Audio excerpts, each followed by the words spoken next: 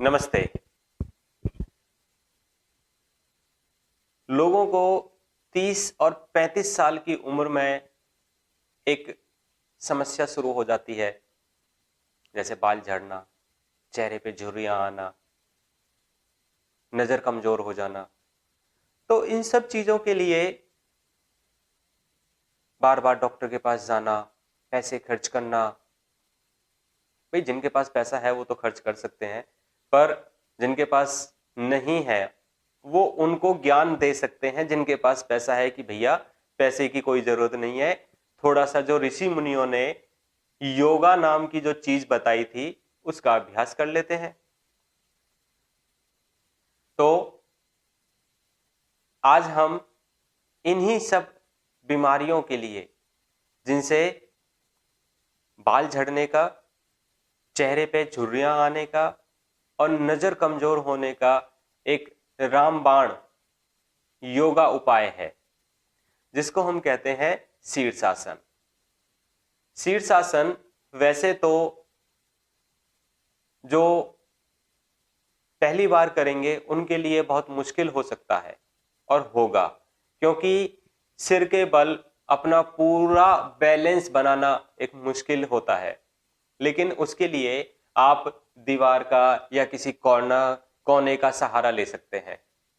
लेकिन फिर भी हम आज प्रैक्टिस करते हैं कि शीर्षासन कैसे किया जाता है।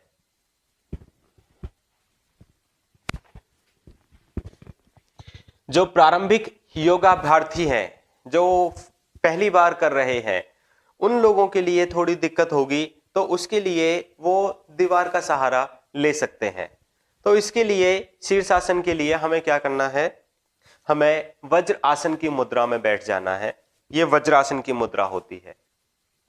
वज्रासन में बैठने के बाद आपको अपने हाथों का, उंगलियों का इस तरह से एक लॉक बनाना है और इसको आपको अपने सामने यहां पे ऐसे रखना है और फिर अपने सिर को इसके अंदर इस तरह से रखिए, हाथों को थोड़ा चौड़ा करके, जो जिससे कि एक अच्छा सा बेस बन जाए।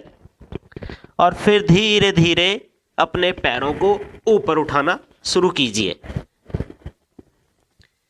इस तरह से।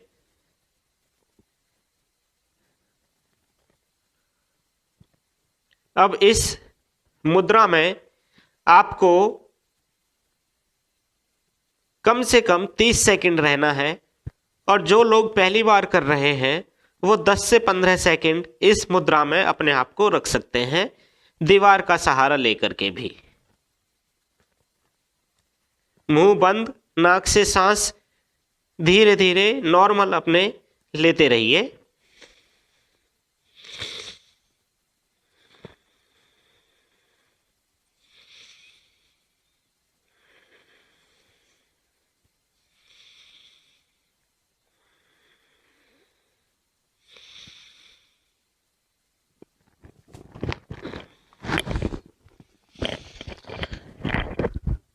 वापस अपनी मुद्रा में आते हुए वज्रासन, और वज्रासन के बाद हमको या तो उतने ही समय के लिए खड़ा होना होता है जितने समय के लिए हमने शीर्षासन की मुद्रा को धारण किया था, या फिर आप शवासन भी कर सकते हैं, जिससे कि जो हमारे सिर की तरफ रक्त का प्रवाह हुआ था वो वापस अपने सामान्य स्थिति में आ जाए।